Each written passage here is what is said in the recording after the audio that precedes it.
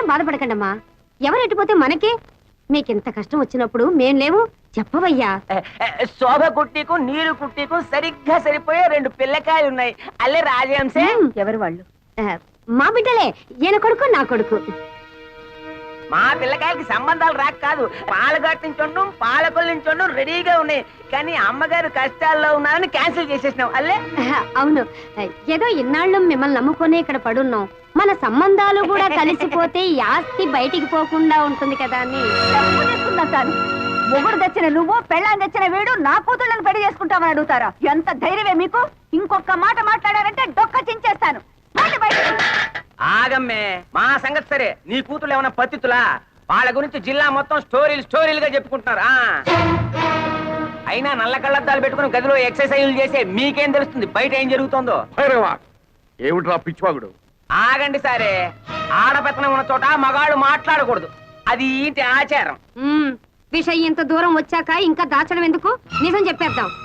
ఇంతకాలం మీరు ఏ సంబంధాన్ని వద్దనుకుంటున్నారో అదే మీ మేనల్లుడితో. ఒక్కరు కాదు, మీ 2 కూతుర్లు కలిసి తోటల్లోనూ దొడ్లల్లోనూ తెగ కులికేస్తున్నారు.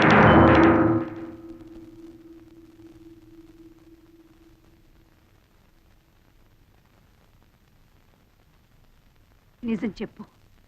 పిచ్చి కూతురు కూస్తే నీ నాలుక తెగ్గొస్తాను.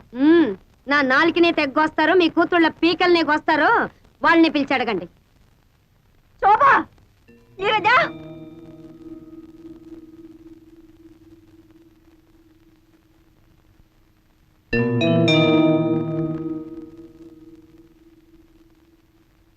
శోభ, ఆ కుక్కలు ఏమి వాగుతున్నాయి?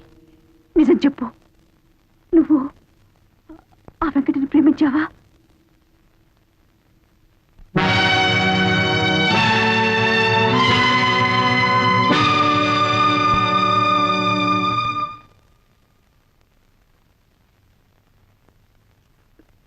నువ్వు కూడానా?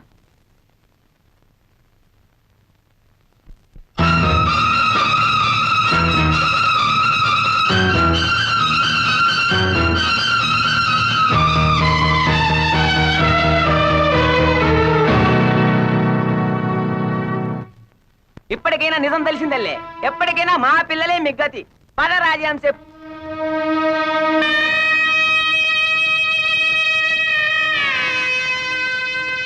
ఏమిని, మీకు ఇది న్యాయంగా ఉందా? నేనేం ద్రోహం చేశానే మీకు? అల్లారు ముద్దుగా పెంచాను, అడిగినవన్నీ ఇచ్చాను. కడుపులో పెట్టుకుని పెంచుకున్నందుకు నా గుండెల మీద తంతారంటే నేనేదైతే ఇంట్లో జరగకూడదనుకున్నానో అదే జరిపారు. కాల క్రితం మరో స్త్రీతో సంబంధం పెట్టుకున్నారన్న నేరానికి ఆయన్ని వెలివేసి నాకు నేను శిక్ష విధించుకున్నాను. ఇప్పుడు మీరు నన్ను వెలివేసి వాడికి దగ్గరవుతారా? వాడంటే నాకు వ్యక్తిగతమైన విరోధం లేదే. కేవలం మీ నాన్నకు చుట్టమని ఆ వంశపు నీడ మీ మీద పడితే మళ్ళీ పాత కథ ఇంట్లో ప్రారంభమవుతుందన్న భయంతో వాడిని మీకు దూరంగా ఉంచితే మీరు వాడితో చేతులు కలిపి నాకు వెన్నుపోటు పొడుస్తారంటే అయిపోయింది, అంత అయిపోయింది. ఏదైతే ఇంట్లో జరగకూడదు అనుకున్నారో అదే జరిగిపోయింది. 20 సంవత్సరాలుగా నేను భరిస్తున్న బాధ మళ్ళీ మీ వల్ల ప్రారంభమైంది. ఇక నా వల్ల కాదు, నేను తట్టుకోలేను. నేను చచ్చిపోతాను. కానీ చచ్చే ముందు మీ ఇద్దరిని చంపి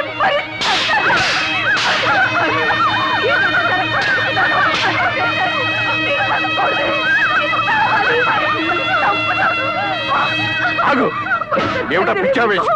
వాళ్ళిద్దరిని చంపే హక్కు నీకు ఎక్కడుంది? ఏమిటి మీరు అనేది? అవును, వాళ్ళిద్దరిలో ఒకరు నీ బిడ్డక.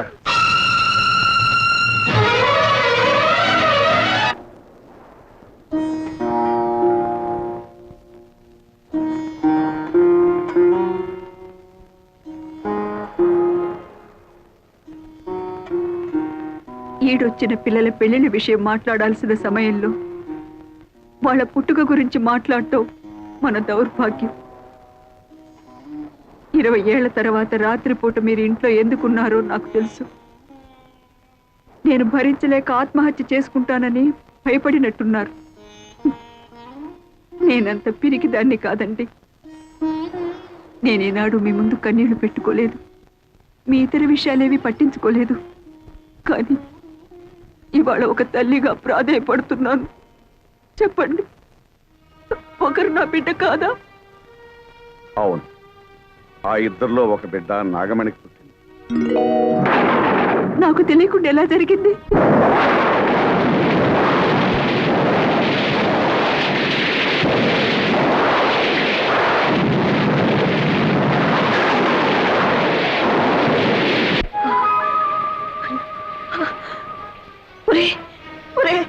అన్యాయం జరిగిపోయిందిరా. ఏం జరిగిందమ్మా? ఆ కవల పిల్లలో ఒక పిల్ల పాత కప్పి చనిపోయిందిరా. ఈ విషయం దానికి తెలుసమ్మా? దానికి తెలీదు. మగతిగా నిద్రపోతుంది. తెలివి వచ్చి ఆ విషయం దానికి తెలిసిందంటే తట్టుకోలేదురా. ఏం చేయాలో నాకు అర్థం కావటం లేదే.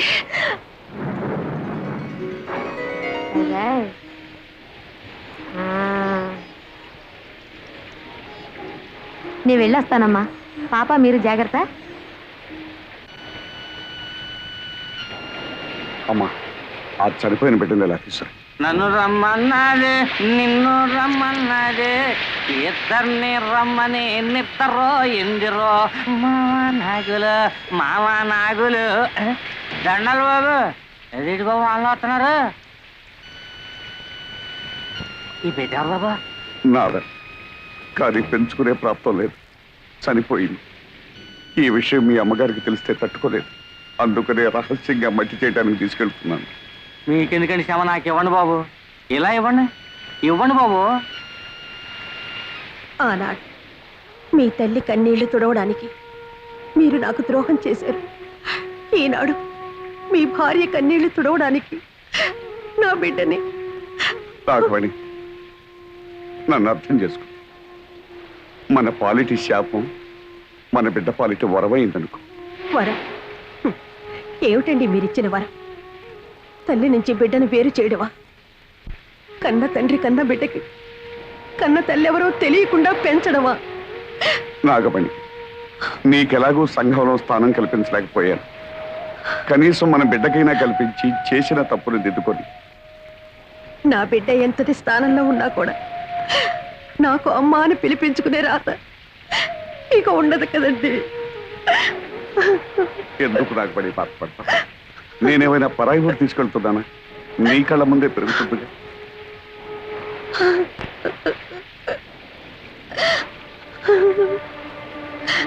ఈ లోకమంతా మీరు నన్ను ఉంచుకున్నారు అంటే నేను భరించాను. నా బిడ్డను పెంచుకుంటాను అంటే నేను భరించలేదా?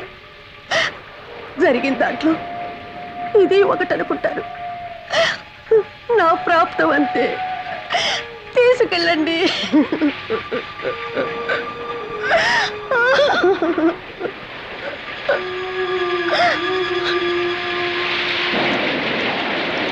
నన్ను రమ్మన్నది ఇద్దరిని. ఓ బిడ్డ పాచి పెట్టాను, ఇంకో బిడ్డ చేతిలో. అంటే నాగమే. అయ్యగారండి,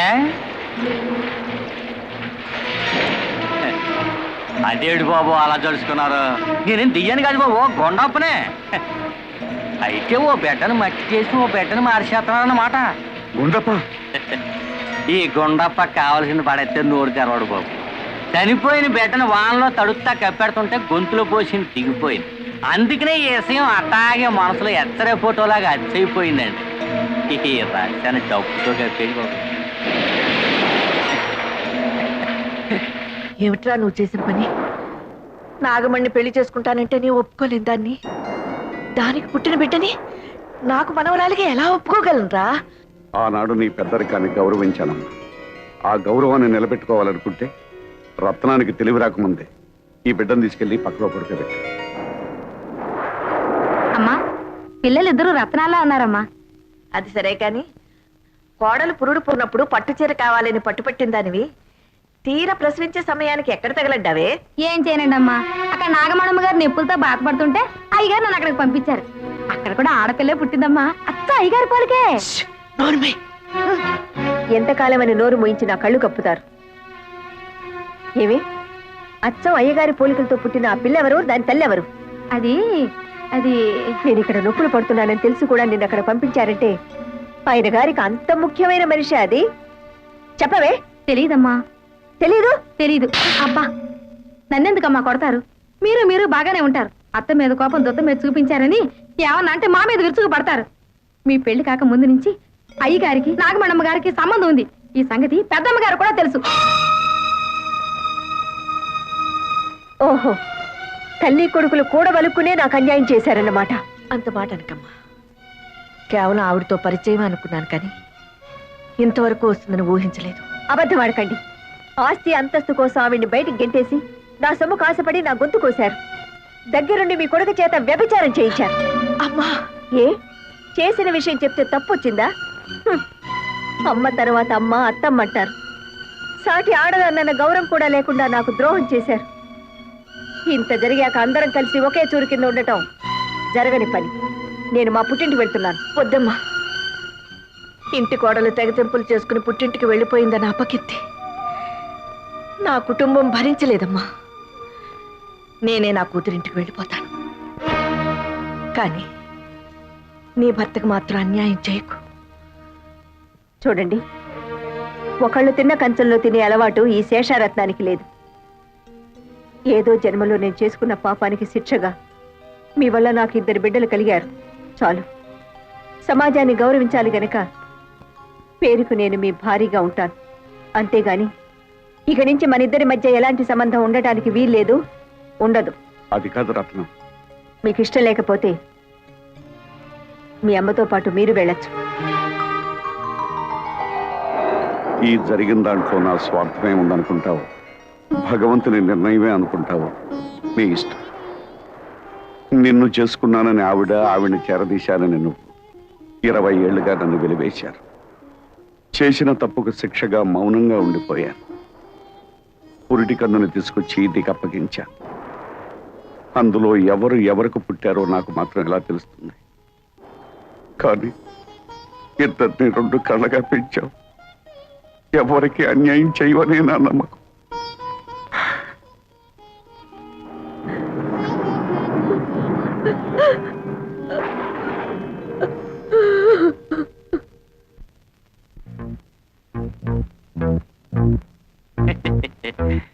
ఆహా, మాట మీద నిలబడే మనుషులంటే నాకు చాలా గౌరవం అండి. ఏదంటే డబ్బు సంచి ఏదండి? గురుగారు, నేను కూడా మాట మీద నిలబడే మనిషినేనండి. ఇన్నేళ్ళ నుంచి ఈ గుండెలో దాచుకున్న ఆ ఎత్తరే ఫోటోను చూశారండి, దాన్ని కత్తిరి పెట్టి కట్ చేస్తానండి. ఏదంటే డబ్బు సంచి ఏది? చెప్పుకోరా, నీ ఇష్టం వచ్చిన వాళ్ళతో చెప్పుకోరా, ఊరంతా టమ్కేసి చెప్పుకోరా. ఈ విషయం ఎవరికైతే తెలియకూడదో వాళ్ళకి తెలిసిపోయిందిరా. ఇంకా నువ్వేంట్రా నన్ను చేసేది? నీ ఇష్టం వచ్చిన వాళ్ళతో చెప్పుకోరా. మరి నా 5 లక్షలా? 5 లక్షలు కాదు కదా, మళ్ళీ ఈ ఊళ్ళో అడుగు పెడితే ఉప్పు పాత్ర ఇస్తాను రా.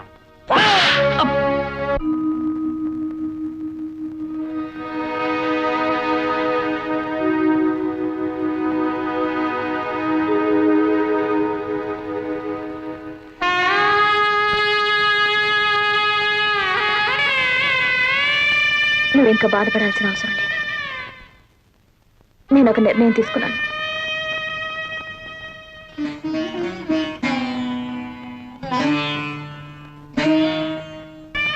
ఈ ఇంట్లోంచి వెళ్ళిపోదాం అనుకుంటున్నాను. అవునమ్మా, నేను నీ రక్తం పంచుకు పుట్టిన బిడ్డను కాను. ఎందుకంటే బావుని పెళ్లి చేసుకుంటాను ఆశీర్వదించమని నాయనమ్మని అడిగితే నన్ను ఆశీర్వదించలేదు. నేను పరాయిదాన్ని కాబట్టే కదా.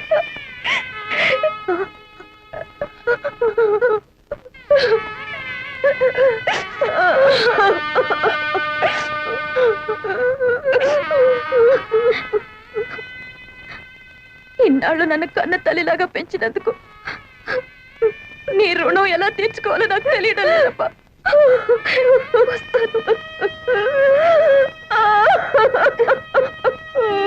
శోభ,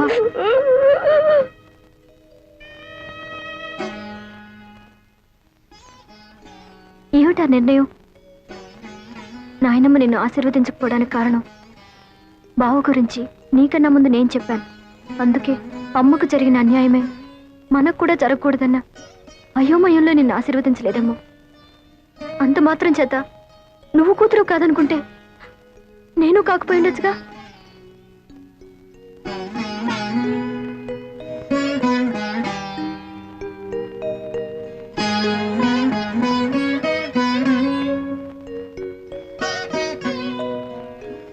19 సంవత్సరాలు నువ్వు పంచి ఇచ్చిన మమకారం మర్చిపోయి 9 నెలలు ఎవరు నీ గర్భంలో పెరగలేదో తెలుసుకోవడానికి ఇన్నేళ్ల తర్వాత నా గడప తొక్కేవా తల్లి.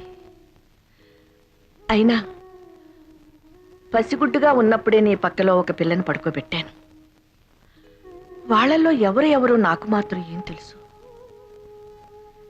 ఎవరు సొంత బిడ్డ కాదు అని తెలుసుకోవడానికి నువ్వు నా దగ్గరికి వచ్చావని వాళ్ళకి తెలిస్తే ఆ పసి హృదయాలు ఏమైపోతాయి? ఏం చేయాలో తోచడం లేదత్తయ్య. మిమ్మల్ని కష్టపెట్టిన పాపం నన్నిలా ఏడిపిస్తుందేమో.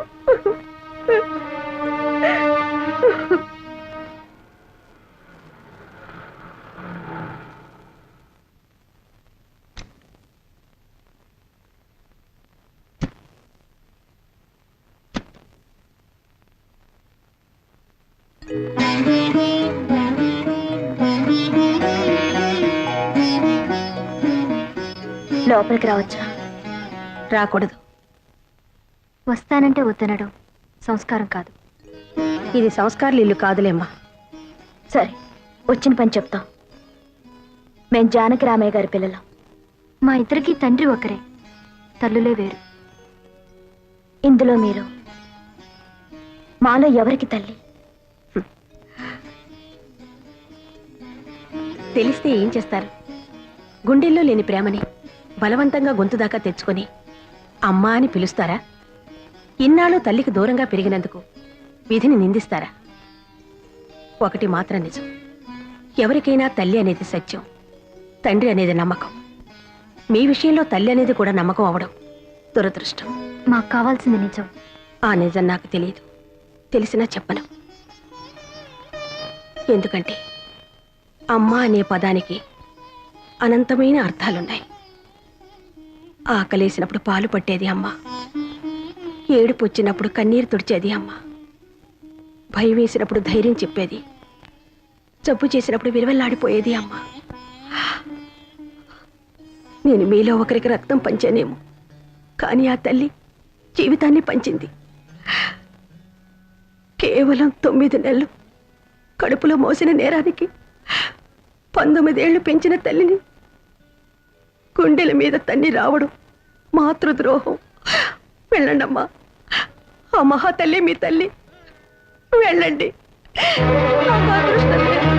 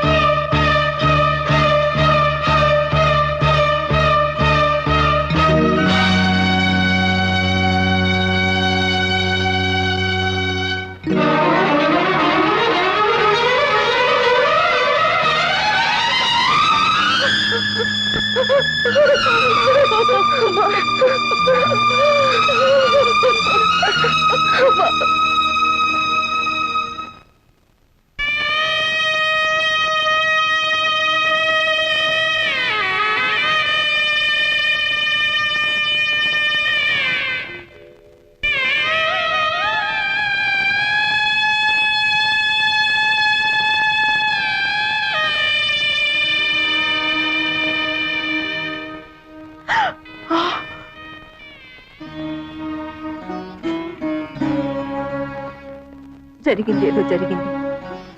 20 ఏళ్లుగా మిమ్మల్ని క్షోభ పెట్టి నేను నరకాన్ని అనుభవించాను. ఇప్పుడు అదంతా తవ్వుకుని ప్రయోజనం లేదు. నా బ్రతుకులోని దురదృష్టం నా కూతుళ్ళ బ్రతుకులో కూడా జరగకూడదనే నా కోరిక. ఈ సమస్య ఎవరి వల్ల ఎలా వచ్చినా నాకు కావలసింది పరిష్కారం. చెప్పండి, ఏం చేయమంటారు? పిచ్చిదాన్ని, నాకు చెప్పే అర్హత స్వతంత్రమే ఉంటే 20 ఏళ్లుగా నీ ముందు మోగవాడిగా ఉండవలసిన అవసరమే ఉండేది కాదు.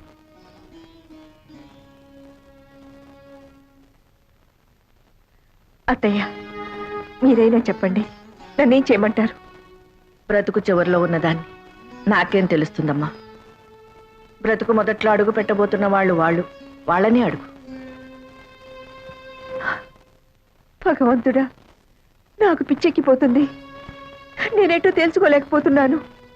అమ్మ శోభ, మీరేం పసిపిల్లలు కారు. ఈ సమస్య కొని తెచ్చుకుంది మీరు. దీనికి పరిష్కారం కూడా మీరే తెలుసుకోండి. నా వల్ల కాదు. నా వల్ల కాదు.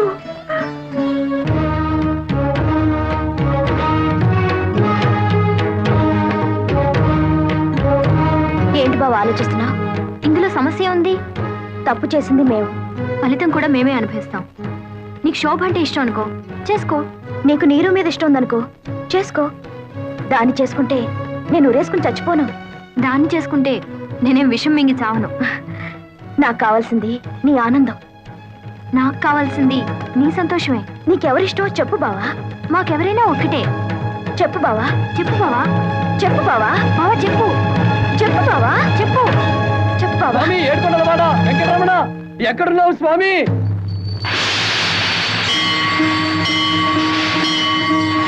నాకు దారి చూపించు స్వామి. రానాయన, నీకోసమే ఎదురు చూస్తున్నాను. నా కోసం ఎదురు చూస్తున్నావా? అవును నాయన, నీకోసమే. నా కోసం నువ్వెదురు చూడటం ఏమిటి స్వామి? నువ్వు దేవుడివి, నేను మామూలు మానవుణ్ణి. వెంకటేశ్వరరావు, ఇద్దరు ఆడవాళ్ల మధ్య ఇరుక్కున్న తర్వాత నరుడైనా నారాయణుడైనా ఒక్కటే నాయన. పాటలు తప్పవు. ఇంతకీ నా సమస్యకి పరిష్కారం ఏమిటి స్వామి? అది చెబుతావనే బాబు నీకోసం ఎదురు చూస్తున్నాను. ఆ? అవును, ఆనాడు భూదేవి శ్రీదేవి అడిగిన ప్రశ్నకి సమాధానం చెప్పలేకే ఇలా రాయిగా మారిపోయాను. నువ్వు ఈ సమస్యకి పరిష్కారం చెప్పగల మేధావివని నిన్ను ఆ ఇంట్లో సృష్టించాను. నీ పేరు వెంకటేశ్వరరావు అని పెట్టించాను. ఇద్దరు ముద్దుల భామల సమస్యను నీ మెడ చుట్టూ చుట్టించాను. అప్పటి నుంచి నువ్వు ఎప్పుడొచ్చి ఈ దుర్భర సమస్యకి పరిష్కారం చెప్తావా అని ఎంతో ఆశగా ఎదురు చూస్తున్నానయ్యా. నా వల్ల కాదు స్వామి. చెప్పు నాయనా. ఇదే వ్యక్తి జవాబు చెప్పలేని ప్రశ్న స్వామి. నన్ను వదిలే స్వామి. వెంకటేశ్వరరావు, మళ్ళీ వచ్చారు స్వామి. చిట్టి శ్రీదేవి, చిన్ని భూదేవి నాయన. ఆ ఇద్దరిలో ఎవరో ఒకరిని ఎలుకో. ఇదా స్వామి నువ్వు నాకు చెప్పే సలహా?